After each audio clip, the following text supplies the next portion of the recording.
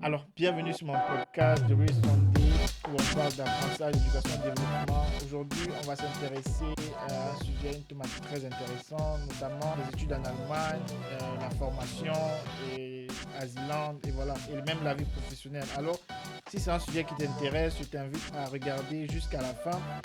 Voilà, et mon invité spécial pour la vidéo d'aujourd'hui, c'est Franklin. On a fait une dernière vidéo avec Franklin où on parle de sa biographie, mais maintenant, dans cette vidéo, Franklin va il va nous parler d'études, de formation, voilà, tout ce que tu as besoin de savoir, même concernant la vie professionnelle. Dans cette vidéo, tu seras avisé concernant cela. Alors, bonjour Franklin, Bonjour Cyril, comment tu vas Franklin? je vais bien. Et toi? Ça va très très bien. Alors, c'est quoi en fait la procédure pour étudier en Allemagne?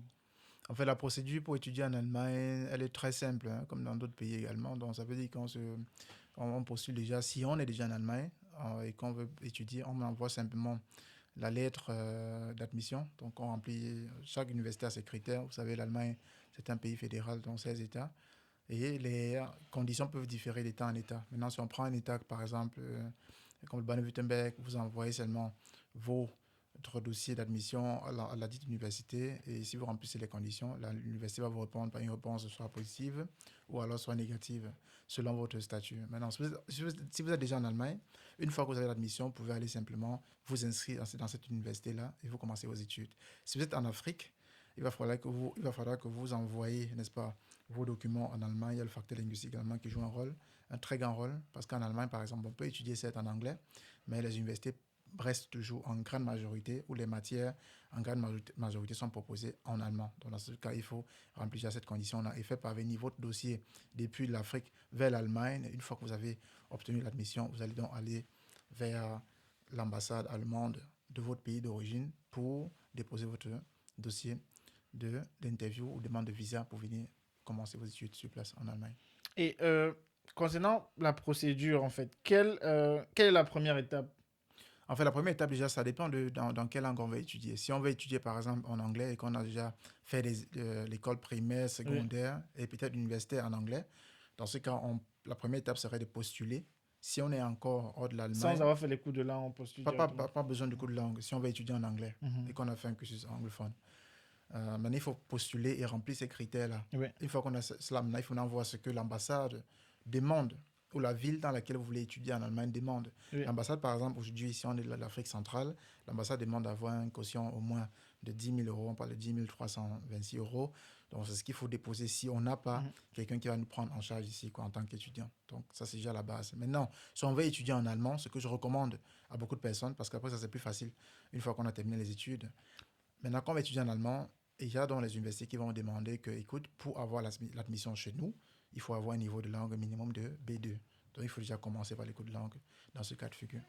Donc, ça veut dire on peut commencer les études en Allemagne avec le niveau B2 ou bien. Non, ça, avec le niveau B2, vous avez déjà l'admission. Ça vous permet Oui. déjà de quitter au moins votre pays d'origine pour venir en Allemagne. Et ensuite, sur place en Allemagne, vous pouvez donc continuer les études jusqu'à ce que vous obteniez le diplôme de langue définitif qui vous permet d'étudier en allemand. Parce qu'en Allemagne, pour étudier en allemand, il faut un niveau d'études au niveau d'allemand adéquat, notamment de TELC ou alors TESDAF ou DSA, quoi.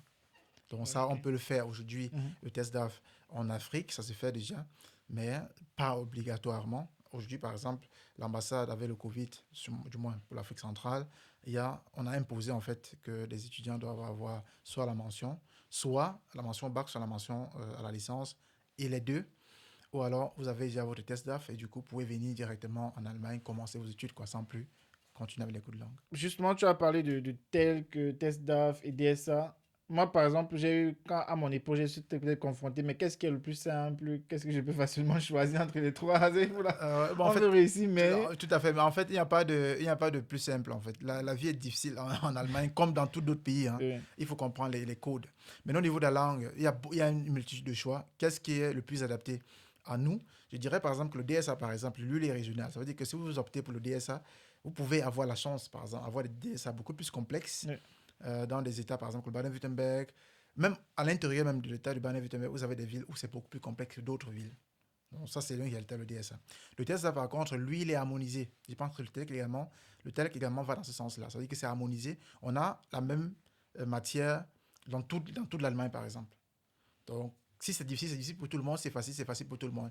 Et la façon également d'interroger est différente. Ça veut dire que si vous voulez faire le test DAF, parce que par exemple, vous ne voulez pas aller dans une autre ville pour faire le DSA, ou peut-être parce que vous ne voulez pas, par exemple, ou peut-être parce que votre ville ne propose pas le DSA, vous pouvez opter pour le test DAF. Mais de grâce, il faudrait se préparer sur le DSA ou sur le type de diplôme de langue qu'on a choisi. Parce qu'il ne faudrait pas vous préparer avec des épreuves de DSA et aller vouloir faire un test DAF. Vous serez très surpris, quoi, parce que la façon d'interroger vraiment est différente. Et là, maintenant, justement, après avoir eu son DSA, est-ce que c'est le moment, on doit y avoir choisi Sa filière. sa filière ou bien... Non, il faudrait surtout pas s'embrouiller parce que justement, si c'est un peu comme si vous poursuivez deux lièvres, en fait. Finalement, on n'attrape aucun. On peut se poser des questions déjà sur la filière. Peut-être quand on sait que, bon, voilà, c'est possible que les résultats du DSA, du test DAF sortent un peu peut-être très tard parce qu'ici, il y a les dates pour envoyer les dossiers à l'université pour se préinscrire. Donc, si vous n'êtes pas dans ces cas de figure-là, où il faudrait vous décider avant, je conseille d'abord de finir avec un lièvre avant d'entamer le second, quoi. Sinon, on n'arrête aucun. Donc, on se concentre d'abord sur les cours de langue. Si aujourd'hui, j'arrive à faire ça en Allemagne en février et la rentrée doit commencer en octobre, je sais que j'ai jusqu'au 15 juillet pour déposer mes dossiers, donc j'ai assez de temps. Donc, je vais me concentrer d'abord sur la langue. J'oublie d'abord tout. Je me concentre d'abord sur la langue. Quand j'ai obtenu ma langue, maintenant, les cours de langue, notamment le résultat, je peux donc commencer à réfléchir sur la filière. Parce que réfléchir sur la filière, ça englobe beaucoup de choses. Donc, il n'y a pas seulement... C'est pas quelque chose à aller reprendre en une journée, quoi. Ouais. Il y a beaucoup de facteurs à tenir en compte. Qu'est-ce que tu encourages même quelqu'un au niveau du choix de la filière? Comment est-ce que toi tu encouragerais quelqu'un? Est-ce qu'il faut suivre peut-être sa passion ou il faut suivre l'argent? Quels seraient les critères de Oui, choix? quels seraient les critères de choix? Il ne faudrait pas négliger le facteur âge aussi. Quand on arrive en Allemagne, on est très jeune. Moi, je suis arrivé, par exemple, j'avais 20 ans ou 21 ans, un truc comme ça. Donc, il y a des gens qui viennent beaucoup plus jeunes que ça, donc 18 ans. On ne peut pas avoir de passion réelle là-bas. Et après, si tu as une passion qui ne donne pas l'argent, tu ne sauras pas aussi marcher. Et il y a le facteur également en Allemagne qu'il faut tenir en compte, c'est que il faut également finir les études, ton séjour également en dépend. Ça veut dire que c'est pas un truc, c'est pas le je passe ou c'est pas le plaisir. C'est pas que tu vas dire que non, je trouve YouTube sexy, je veux faire du YouTube. Non, ça ne fonctionne pas comme ça dans la vraie vie en fait.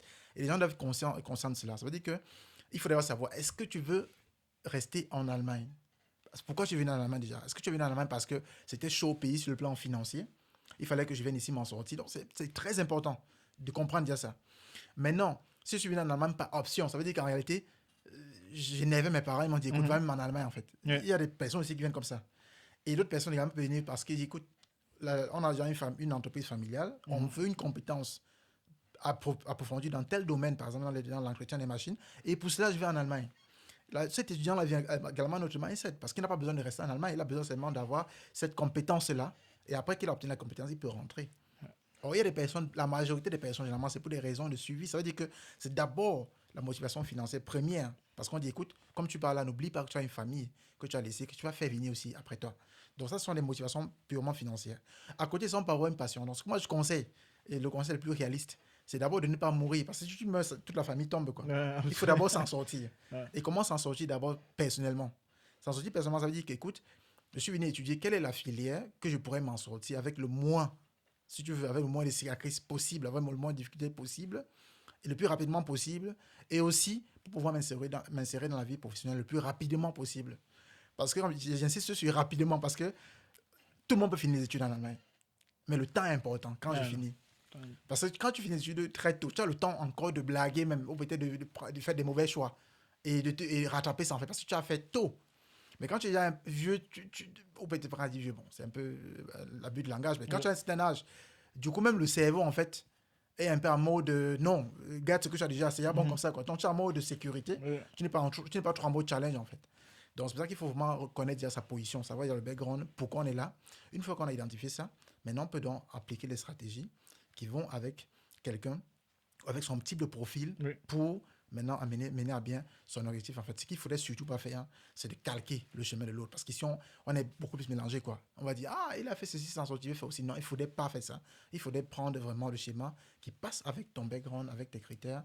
Et par rapport à ça, si tu appliques tu dois vraiment t'en sortir. Oh, merci beaucoup pour ces conseils. Et maintenant, au niveau financier, comment est-ce qu'il va financer ses études en Allemagne? En fait, Étudiant en Allemagne. au niveau financier, ça dépend. Si vous venez d'une famille, par exemple, oh, écoute, on vous dit, écoute, voilà votre caution, Oui. c'est votre capital de vie. Ça va Baquez suffire pendant Oui, 5 la ans. caution en elle-même n'est pas censée suffire pendant 5 ans. L'État Oui. allemand est clair là-dessus. La caution est censée suffire en 1 an. Mhm. Après, vous devez normalement, si vous regardez le dossier que vous remplissez, vous devez normalement soit justifier, et l'État allemand insiste là-dessus, Mhm. soit justifier comment vous financez vos études, comment vous financez votre séjour. Oui. Ici en Allemagne, pourquoi? Parce qu'avant, il y avait des comptes. À l'époque, il fallait créer un compte simplement sur place. En Afrique, montrer simplement que les parents ont l'argent dans un compte, et puis on venait en Allemagne. Mais on a remarqué qu'en fait, une fois les étudiants arrivent en Allemagne, même pas 6 mois, ils partent directement dans les mairies, dans les banques alimentaires pour demander de l'argent, ces choses, Ah. ainsi de suite. Et par rapport à ça, il a fallu que l'État Mhm. allemand justement prenne des mesures. Parce que il y a des personnes ici qui souffrent, Oui, il y oui. a des pauvres également ici en Allemagne, donc il n'y a pas de mal à le dire. Comment gérer ses finances? C'est qu'il faut déjà savoir si je sais que je suis venu avec 5 000 euros, c'était mon capital, Mhm. soit je prends ces 5 000 euros là, si je suis venu déjà avec un niveau d'allemand qui me permet d'étudier, c'est déjà bien. Mais quand j'ai terminé mes cours de langue et que je commence à étudier, il faut déjà être économe. Mhm. Il faut déjà être économe. Je vois les étudiants aujourd'hui, ils sont dans une chambre d'étudiants, ils ont ils font les derniers cris téléphone, derniers cris machine, derniers cris. Avec ce niveau de vie-là, ce sera difficile de faire le pari financier. Donc, il faut économiser, se restreindre un peu sur le plan économique, même si votre copine insiste que vous devez lui offrir des cadeaux, il faut séparer vous d'elle ou rester sans copine. Au moins pour la période de transition. Quand il parle de période de transition, c'est au moins les 2 premiers semestres. Oui.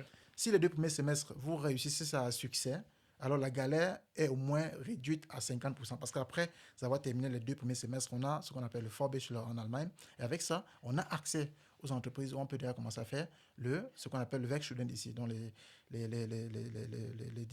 étudiants en fait travaillent dans le domaine dans lequel vous avez étudié. Et quand vous êtes dans cette posture-là, ça vous apporte déjà beaucoup de choses. Sur le plan financier, déjà pas mal d'argent. Et même sur le plan même de professionnel, parce que vous allez entrer ça dans votre Lebenslauf, dans votre CV. Et ce serait un élément important pour également réussir plus tard dans votre plan professionnel. Et là, maintenant, vous pouvez commencer à vous permettre certaines choses. Même jusqu'à là, vous restez étudiant, vous restez pauvre. Un étudiant, c'est quelqu'un qui n'a pas l'argent, par définition. Donc, il faut accepter cette situation-là. Et ce n'est pas mauvaise parce que vous êtes un intellectuel. Vous travaillez sur votre cerveau qui va vous rendre ou augmenter votre niveau de vie plus tard, quoi. Alors, merci Franklin. Et directement, pour aller directement à ça, comment ça se passe maintenant si quelqu'un fait peut-être une formation? En fait, il y a beaucoup de personnes, malheureusement, qui viennent ici à la base pour étudier. Et ils étaient au pays. Ils ont dit aux voisins déjà qu'écoute, moi, je m'en vais en Allemagne, c'est beau là-bas, c'est le paradis, c'est ainsi de suite. Et sur place, maintenant, ils ont vu en fait que la réalité, c'est pas ce qu'ils avaient déjà promis. Mais qu'est-ce qu'ils vont faire? Ils peuvent abaisser la garde maintenant. Il faudrait qu'ils reflètent ce paradis-là, cet environnement-là, décrit déjà chez les amis. Ça veut dire que Instagram, son post, je dois être vraiment avec les Adidas, dernier cri. Oui. En fait, il faut qu'ils reflètent ça. Il faudrait qu'ils entretiennent ça chez ses amis. Ça devient compliqué parce que Ouais. là, maintenant, vous faites une double vie, en fait.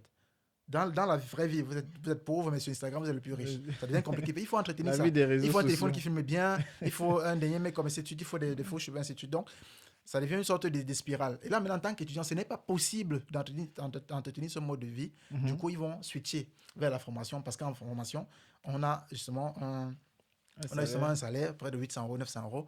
Mais justement, on va pour les besoins alimentaires, si tu veux, pour entretenir ça. Mais c'est mauvais parce que la formation également a ses difficultés. Elle a également ses limites également sur les plans sociaux. Par exemple, pour des gens qui font de la formation, qui sont notamment dans des maisons de retraite, qui s'occupent peut-être des personnes âgées, c'est parfois difficile. Même pour vous-même, ceux qui nous écoutent ici, vous-même en Afrique, quand votre grand-mère venait à la maison, est-ce que c'est pour vous, c'est facile vous-même de vous occuper de votre grand-mère? Non, c'est tout part en fait. Je n'ai rien contre ça.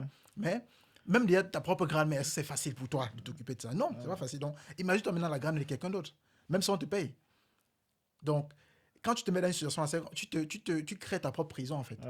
Je ne dis pas que faire une formation est mauvaise dans ce sens-là. Il y a des gens qui n'ont pas le choix que de faire la formation là. Mais dans beaucoup de situations, beaucoup ont le choix, mais ils prennent la décision de faire la formation juste parce qu'ils veulent combler un vide passager de la vie. Les amis, n'oubliez jamais que la retraite ici en Allemagne, je répète, et je répète, c'est 67 ans. 67. Avec tu dois travailler jusqu'à 67 ans. Donc, est-ce que le travail que tu fais actuellement tu te vois travailler là-bas longtemps, ça te fait vraiment plaisir. Je pense que la question, chacun peut la répondre, quoi. Ah ouais, merci beaucoup. Et est-ce que on aimerait quand même savoir la procédure maintenant pour faire une formation? En fait, la procédure pour faire une formation est Ouais. également, comme pour les études, il faut trouver un centre de formation. Et je pense qu'il faudrait qu'on pense également à en créer, parce que là, c'est un peu le côté, c'est un peu libéralisé en Allemagne Donc, ça pour dit les que formations sur les soins infirmiers. Chacun peut créer son une entreprise. Donc, personne c'est pas comme les lambda peut études se où, lever. oui, c'est pas comme les études où l'école a pris, quoi. Mhm. L'école en Allemagne, c'est le domaine de l'État. Pour créer une école privée ici, il faudrait que l'État donne son approbation, en fait. C'est pas comme en Afrique où l'État a un peu démissionné de ce côté-là. Ouais. L'école a certes son école, forme les citoyens et elle Ouais. laisse également des privés former. Ouais. En Allemagne, c'est pas comme ça. En Allemagne, ils sont la main dure sur la formation, parce que c'est vraiment le pilier de La développement d'un pays, société. quoi. Ouais. Mais sur le côté de formation, ils ont un peu libéralisé ça. Donc, ils disent, écoute, tu peux être particulier. Mhm. Si tu crées ton école qui remplit certains standards, ils peuvent te donner l'approbation de le faire. Je pense que les Africains devraient penser à le faire parce qu'il y a beaucoup d'Africains qui travaillent dans ces soins-là, qui apportent des soins aux personnes âgées, qui travaillent avec beaucoup d'entreprises dans ce cadre-là. Mais malheureusement, on devrait normalement penser à créer nous-mêmes le nôtre, quoi, et offrir nos services. Donc, pour entrer dans le cadre de formation, il faut également remplir. Aujourd'hui, en Allemagne, il faut avoir un niveau de langue B2 parce qu'ils se sont rendus compte que le B1 ne suffit plus, puisqu'il Ouais. y avait des personnes qui ne comprenaient pas bien ce que des personnes, en fait, ce que les patients demandaient. Mhm. Donc, il y a ça qu'on demande également. Il faut être détenteur d'un baccalauréat au moins, même un BT, ça passe aussi, mais il faudrait envoyer votre BT déjà en Allemagne pour faire graduer. Pourquoi le baccalauréat? Ça ne veut pas dire que c'est tellement difficile, hein. Même quelqu'un qui a le BPC, d'après moi, au Cameroun, peut faire cette formation-là. Mais, sauf que ce que les Allemands ou les entreprises ici reconnaissent sur le plan académique, sur le plan des compétences, notamment dans l'écriture, dans le calcul, ils estiment que quelqu'un qui a un baccalauréat venant de l'Afrique a cette capacité-là, quoi. Ça n'a rien à voir avec les mathématiques que vous allez faire. Non, c'est juste Mhm. la capacité à comprendre des Oui, oui. choses. Ouais. Moi, je comprends mieux maintenant. Ouais. Et tu nous as toujours pas dit la procédure. La procédure, en fait, c'est simplement de trouver l'école qui vous Oui. intéresse. Et il faut remplir seulement, comme dit, avoir le baccalauréat, avoir le B2. Et Mhm. quand vous postulez ici, généralement, je ne conseille pas de le faire seul. Nous, on accompagne les personnes qui veulent le faire à travers la chaîne Réussie en Allemagne. Il y a aussi beaucoup d'autres personnes qui le font, qui aident aussi. Mais il faut quelqu'un vraiment qui est en Allemagne, quoi. Donc, si quelqu'un aimerait faire une formation, faut se diriger vers vous. Il peut se diriger vers nous, Ok. mais il faudrait absolument déjà remplir les critères Oui, là. oui. Avoir il y a le niveau de langue là, requis, ainsi de suite. Là, tu as juste parlé de Krankenpflege dans s'occuper des personnes âgées. Est-ce Mhm. il y a pas d'autres hospices donc plus intéressants, mais c'est pas ouvert aux étrangers? Et il y a d'autres formations en fait. On ne peut pas. Avant, les formations en général n'étaient pas Oui, ouvertes aux étrangers, c'était seulement pour les Allemands. oui. Il y avait des personnes qui bagarraient même pour aller épouser des Allemands pour faire la formation, Mhm. parce que c'est interdit. En fait, puisque la loi ne peut pas dire, écoute, on ouvre la brèche pour les étrangers sur les formations seulement dans ce cas-ci, la loi ne peut pas Mhm. faire ça. C'est pour ça qu'on a libéré toutes les formations, toutes Oui. formations confondues. Mais le problème maintenant, c'est que les formations qui sont accessibles aux personnes qui sont encore à l'étranger, c'est notamment dans les soins infirmiers et dans ce qu'on appelle Krankenpflege et Altenpflege. Pourquoi? D'autres formations sont également ouvertes. Si vous avez des tuyaux, par exemple, il y a des formations, par exemple, même pour construire des maisons. Oui. Si vous avez des tuyaux, vous connaissez des personnes qui sont à la recherche des gens venant de l'étranger, dans ce cadre-là, et quand on les accepte, ils auront également le visa. Donc, ce n'est pas restreint. Sauf que c'est celle la plus accessible actuellement, Mhm. où il y a plus de demandes, quoi. Ouais. D'autres, il faudrait vraiment avoir des contacts avec des personnes détentrices de ces entreprises-là. D'accord, merci. Et est-ce que vous offrez aussi ça dans le En cadre fait, actuellement, on de ça? travaille. Avant le corona, j'ai eu des contacts. J'étais dans les Mhm. foires Oui. de formation où Mhm. j'ai eu beaucoup de contacts, mais beaucoup d'entreprises qui étaient vraiment à la recherche dans tous les domaines, hein, que ce Oui, soit oui. conducteur de poids lourds, que ce soit conducteur de train, que ce soit Oui, par exemple dans l'expédition, ainsi de suite. Donc, toutes ces entreprises-là, oui. Mhm. malheureusement, avec le coronavirus, sont vues affaiblies. Donc, Mhm. aujourd'hui, ils ne sont pas vraiment dans la recherche. Oui, C'est oui. en train de reprendre, mais je pense que d'ici quelques mois, ça va reprendre, quoi. Et on pourra également accompagner les personnes dans d'autres domaines au-delà des soins infirmiers. Alors maintenant, comment s'organiser pour réussir ses études et sa formation? Bon, comment s'organiser? Bon, tout dépend, hein. Je vais peut-être commencer par le volet études. Pour s'organiser pour les études, il faut être extrêmement discipliné. Extrêmement. Ça veut dire que vous devez vous-même choisir quand est-ce que je cause avec un ami, quand est-ce que je cause avec la famille, quand est-ce que je vais m'amuser. Vous devez vous-même manager ça. Ouais. C'est un peu ça la complexité des études en Allemagne. Mais quand on sait le faire, on s'en sort facilement. Comment le faire là maintenant? Il faut être extrêmement discipliné. Extrêmement. Moi, je dis c'est clairement que si vous voulez étudier, parce que quand vous finissez les études ici avec un drive comme quelque chose au 4, au Fianul, en réalité, pour les Allemands, vous n'êtes vous avez échoué, quoi. Pour les Allemands, c'est comme ça. Avec 4, vous avez échoué. C'est comme ça. Et quelle est la note qui peut... La note, en fait, à partir de 2,5 est mieux. Mhm. Là, vous êtes considéré. Ouais. Et vous allez voir même dans les entreprises, c'est comme ça. À partir de 2,5 ou moins, on considère que vous êtes quand même au-dessus de la moyenne. Ouais. Parce qu'en fait, pourquoi? Parce qu'en fait, quand vous avez 4.0, fait pour les francophones qui nous écoutent, c'est que vous avez 10 de moyenne. Mais en allemand, c'est qu'en allemand, on peut passer à 10 de moyenne dans certaines matières, Oui. quand vous avez peut-être 45%. On voit peut-être qu'il y a beaucoup d'échecs, on dit 45%, on vous prend. 5%, ouais. C'est possible. Et il y a d'autres qui vont même à 42%. Vous avez moins de 50%. On vous accepte quand même, quoi. C'est comme accorder avec faute. Donc, pour s'en sortir, il faut être extrêmement discipliné et respecter ces programmes qu'on a soi-même fait, quoi. Mhm. Alors, si vous restez, vous vous laissez emporter par l'émotion, non, on t'a mis à appeler, ainsi de suite, vous laissez trop, n'est-ce pas, disperser, ce sera difficile de maintenir le cap. Parce que les études, ce n'est pas seulement un semestre, c'est 7 semestres pour le bachelor et passer toutes les matières. Même si on apporte de la chimie, vous devez passer. C'est ça, terminer les études, quoi.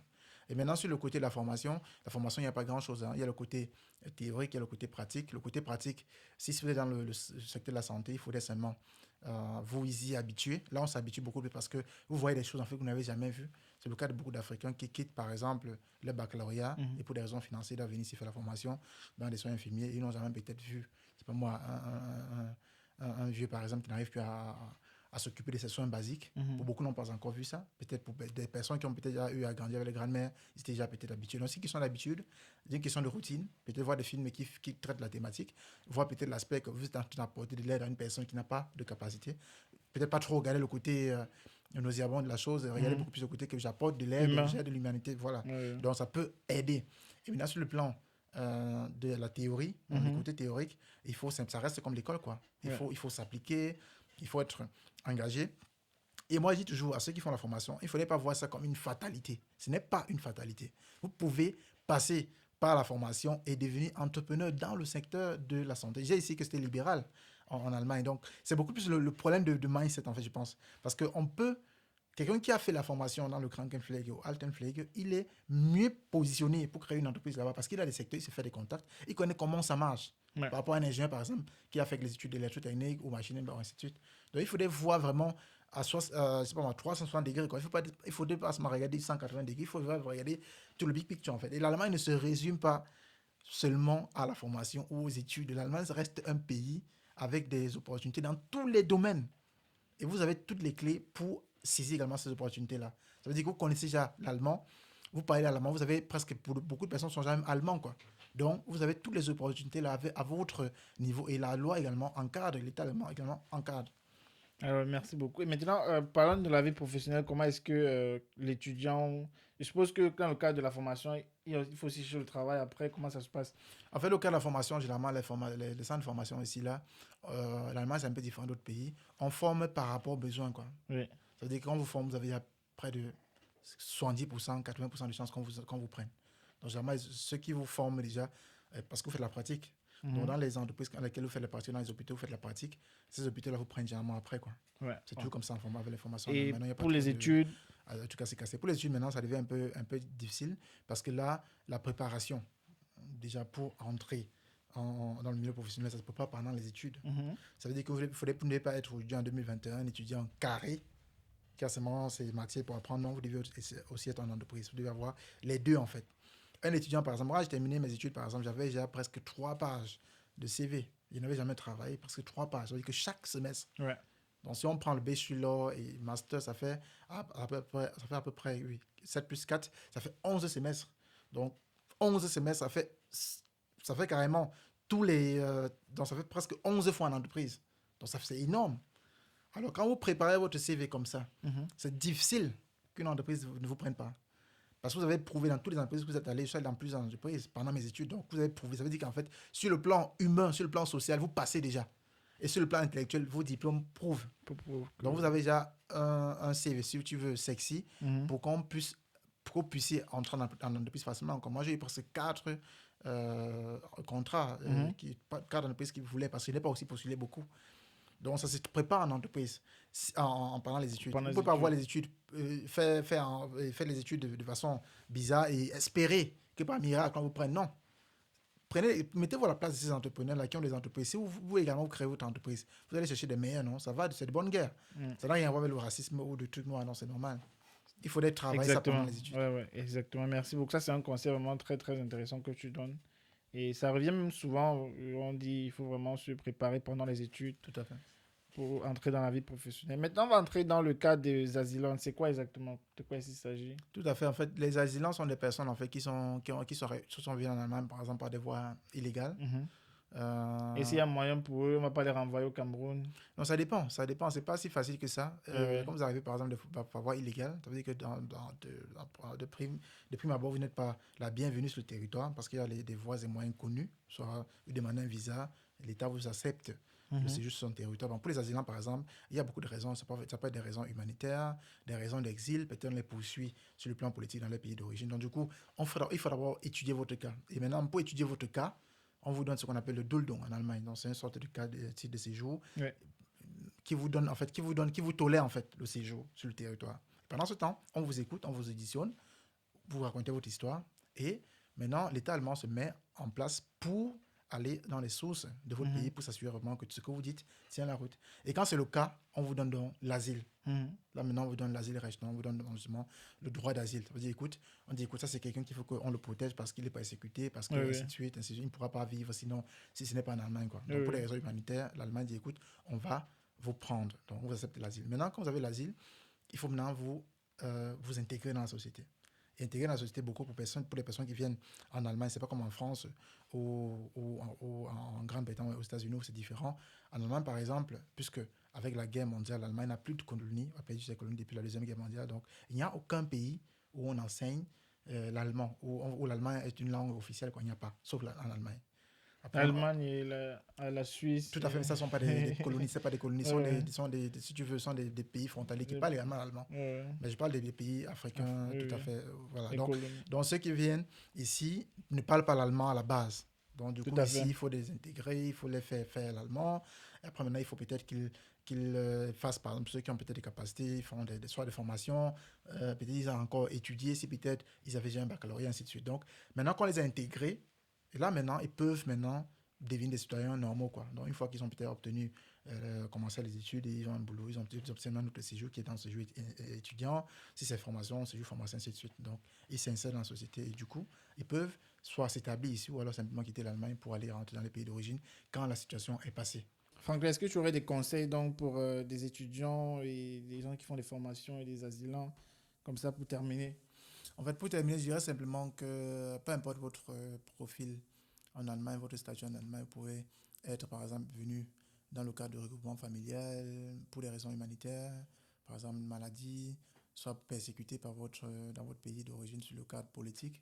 Peu importe votre statut en Allemagne, si vous croyez en vous, si vous mettez tout ce qu'il faut pour vous en sortir, vous allez également vous en sortir. Je pense que l'Allemagne reste un pays propice à l'entrepreneuriat et il y a tous les moyens ici vraiment pour s'en sortir, quoi. Tout dépend de soi-même. Il y a également des mots en Allemagne, donc des mots MAUX qui pourraient peut-être déranger ou peut-être bloquer le chemin de quelqu'un, mais je pense que si on croit en soi, on s'en sort généralement dans la plupart des cas, quoi. Ok, merci beaucoup. Merci Franklin. Et Franklin, vraiment, c'est quelqu'un qui encourage, qui aide beaucoup les Camerounais comme ça, dans ce sens, dans les réussites en Allemagne, au travers de sa chaîne et de sa plateforme réussie en Allemagne. Et je vous encourage vraiment comme ça à le contacter si vous avez des problèmes, des difficultés dans ce sens-là. Vraiment, c'est quelqu'un de confiance dans ces domaines-là. Alors, nous sommes arrivés comme ça au terme de notre vidéo, de notre podcast. Et merci d'avoir regardé. N'oubliez pas de vous abonner, n'oublie pas de t'abonner, de partager et de me laisser un j'aime, ça me ferait très plaisir et ça permet aussi à YouTube de référencer davantage ma chaîne. Comme cela dit, on se retrouve très bientôt pour une prochaine vidéo. Très certainement, on va parler d'entrepreneuriat avec Franklin dans le sud. Et merci Franklin, à très bientôt. C'est moi qui te remercie, Cyril.